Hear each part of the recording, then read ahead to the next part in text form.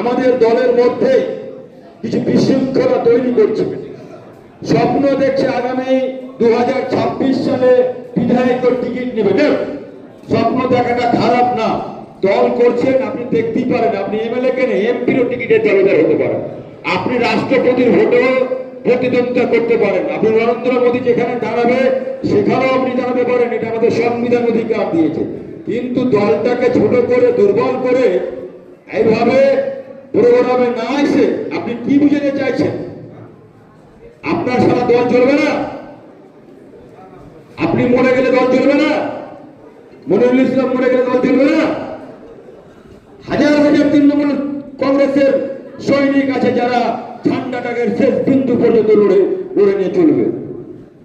তাই দয়া করে বলবো, যারা তৃণমূলটা করছেন আসুন, আপনার ভেতরের স্বপ্ন থাকতেই পারে, কিন্তু পার্টির প্রোগ্রামে আসবো না, বিভিন্ন দল বিরোধী কার্যকলাপ করবেন, এগুলো দল বরদাস্ত করবে না। আপনি দল করছেন, প্রধান হওয়ার স্বপ্ন দেখতেই পারেন, আপনি জেলা পরিষদ হওয়ার স্বপ্ন দেখতেই পারেন, আপনি পঞ্চায়েত সমিতি হওয়ার স্বপ্ন দেখতেই পারেন, আপনি এমএলএ হওয়ার স্বপ্ন দেখতেই পারেন, আপনি এমপি হওয়ার স্বপ্ন দেখতেই পারেন, কিন্তু দলটাকে ভাই ঠিক রাখতে হবে। দলটাকে ঠিক রাখতে হবে। আপনি এটা ওয়ার্কিং মনে করেন আর যাই মনে করেন, দলের ঊর্ধ্বে কেউ নয়। কিছু পঞ্চায়েত সমিতিরও শয়তান আছে, সেই শয়তানগুলোকে বলছি, ডাইনে মায়ে করিও না। গোবর ঘষি পুড়ে গোবর হাসে, 26-এ তো খেলা হবে, 28-এও খেলা হবে, 28-এও খেলা হবে না।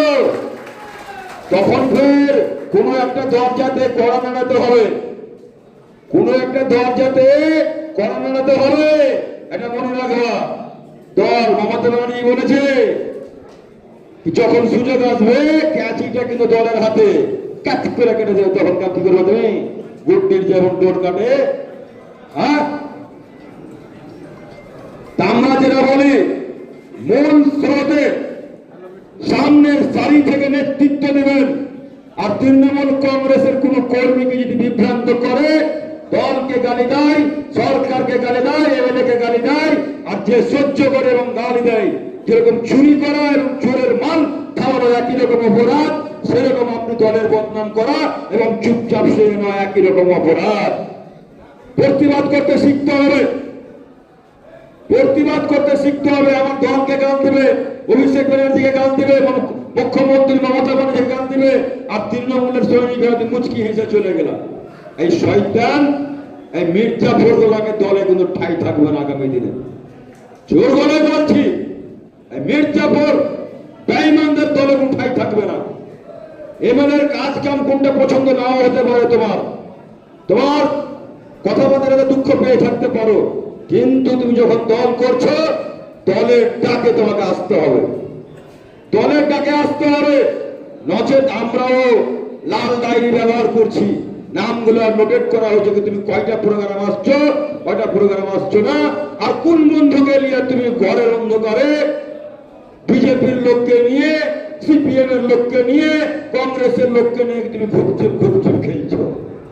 হ্যাঁ, আমার সঙ্গে দেখা হতে পারে, কোন মরার বাড়িতে গিয়ে সৌজন্যতা আমি দেখাতেই পারি, কোন বিয়ে বাড়িতে গিয়ে আমি সৌজন্যতা দেখাতেই পারি, কিন্তু পার্টি অফিসে নিয়ে গিয়ে সৌজন্যতা এটা বরদাস্ত হবে না বন্ধু। সেই বদলাবাজগুলোকে হাতে হাতে ধরাও পড়বে, আর আগামী দিনে কত ধানে কত চাল হয় সেটা কিন্তু 2018 তোমাকে বুঝিয়ে দেবে। তোমার মতন গাদ্দার বেঈমান মির্জাফর করার দরকার নাই। তৃণমূল কংগ্রেসের অনেক নেতা নেত্রী আছে দল করার জন্য, ওদের জন্য বিভ্রান্তি হয়ে আছে। যাই হোক, আগামী দিনে যখন দলের কর্মসূচি থাকবে, বিভিন্ন বিস্তারিত ভাবে আমরা আলোচনা করব। আগামী দিনগুলো যেন আমাদের খুব ভালো সুন্দরভাবে কাটে এবং সকলের জন্য যে শুভ বিজয়া আমরা করেছি, আগামী দিনে যে আমাদের শ্যামা পুজো, কালী পুজো এবং যাকে আমরা দিওয়ালি বলি, প্রত্যেকের মানুষ জীবনে আলোকিত হোক, সুন্দর সমাজ গড়ে উঠতে পারি। সুনাগরিকের পরিচয় দিয়ে আমরা আমাদের ফারাক্কাকে, যে মডেল ফারাক্কা, অনেকে এখনো এটাকে নিয়ে টোল করে। আরে তুমি কি চাইছো? স্বাধীনতার এত বছর পরে হসপিটাল ছিল না, হসপিটাল তৈরি হয়েছে।